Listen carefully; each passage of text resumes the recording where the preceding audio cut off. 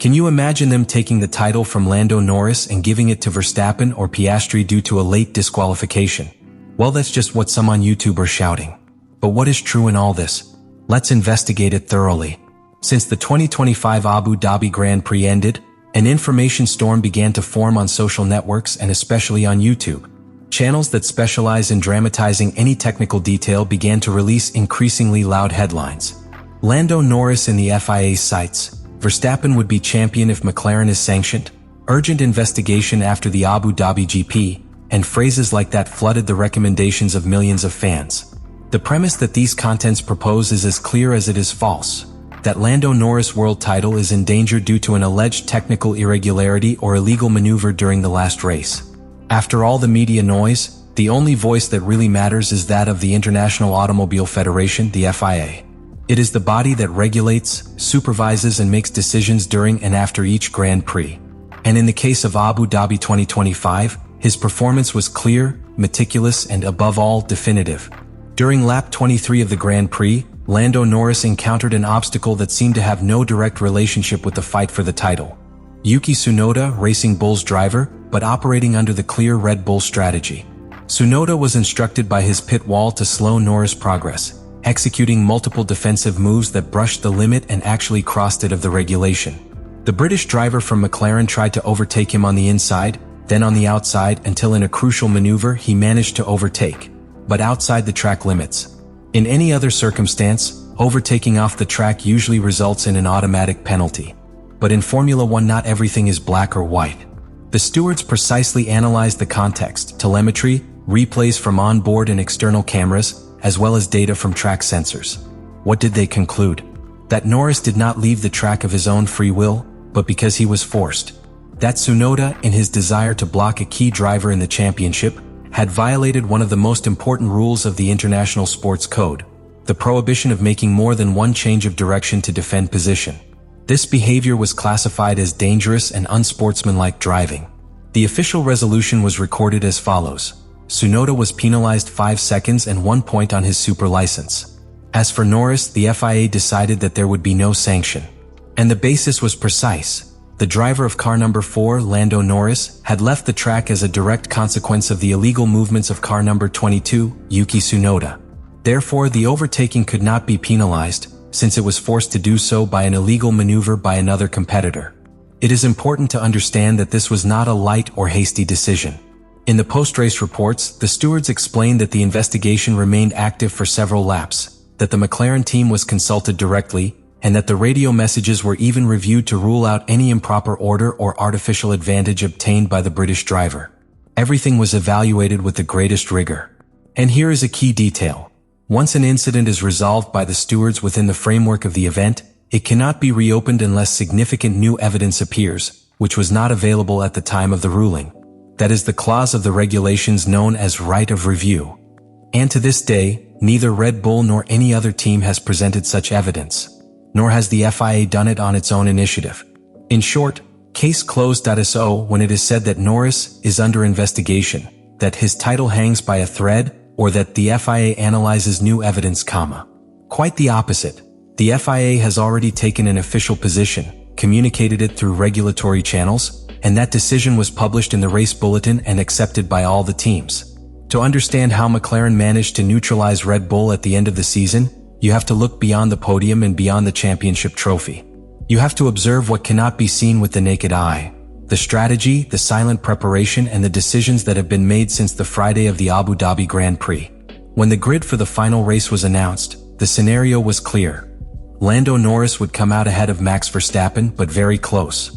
One mistake, one bad stop, one wrong tire, and the title could change hands. And that's exactly what Andrea Stella and her team wanted to avoid. It wasn't about running to win the race. It was about building a race that Verstappen couldn't win. How is that done?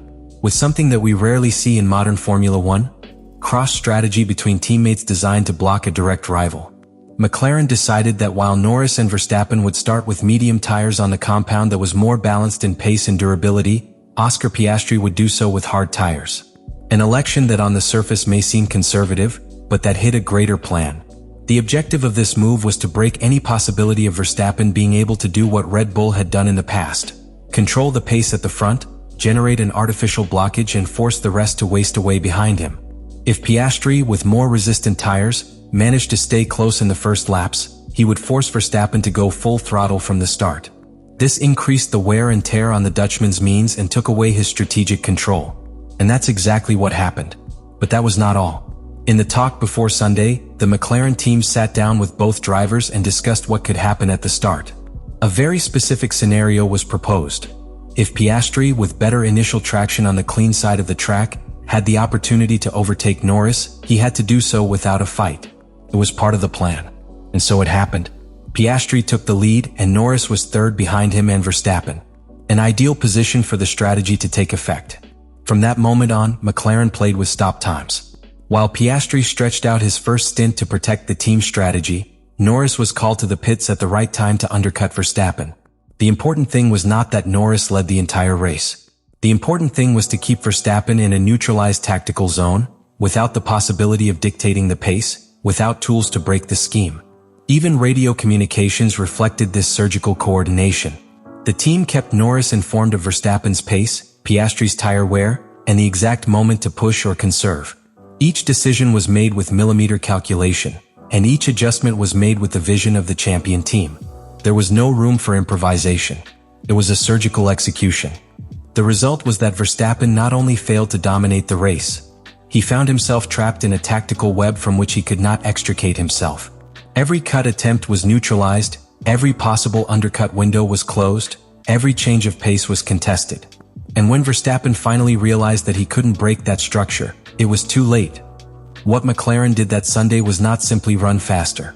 It was applying a championship strategy with a global vision, and with the tactical maturity that only great teams can show at the most decisive moment of the season. Winning is not always about crossing the line first. Sometimes winning is designing a race that your rival can't win, no matter what he or she does. And most powerful of all, this strategy was approved by the pilots.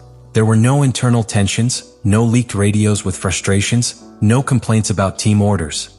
Norris and Piastri understood that the common goal was greater than any individual ambition. The championship was priority. And that union, that tactical clarity, is what ended up sealing Lando Norris's first world title and consolidating McLaren as the new strategic benchmark of modern Formula One. Max Verstappen finished the championship 2 points behind Norris. It was, without exaggeration, one of the closest and most painful defeats of his career. Not because of the numbers, but because of the context.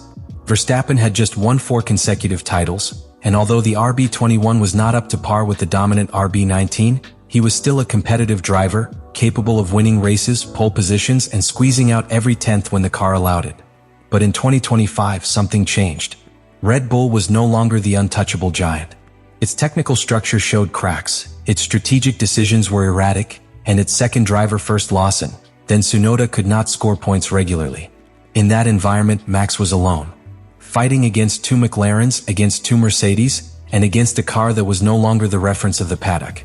On the other hand, Oscar Piastri lives a different reality. He was third in the championship, 13 points behind Norris, but being the driver with the greatest growth compared to 2024. His performance was solid, constant, and technically impeccable. The Australian not only consolidated his status as a rising star, but also demonstrated something that few expected: the ability to adapt to different strategies, composure in key moments, and a maturity that, in his second full year, surprised even within the McLaren team. For Piastri, the closing of the championship was not a disappointment, but rather a validation. He finished the year knowing that he was an active part of his teammates' title. That his strategic role, his race pace, and his tactical execution were vital for Norris to establish himself. This reinforces its internal image at McLaren and positions it as a fundamental piece of the project. But it also opens up another interesting dimension. Until when are you going to accept that background? Piastri is young, yes, but ambitious. He has already shown that he can fight on equal terms with any top driver. And although this year he supported the collective objective, no one can assure that in 2026 he will be willing to give up another opportunity. The internal balance at McLaren will depend on how they manage this growing tension. Because having 2 winning drivers under the same roof is a privilege, but also an enormous political challenge. And the last thing the team needs is to turn its strength into an internal fracture. Leave me your opinion in the comments what you think about all this.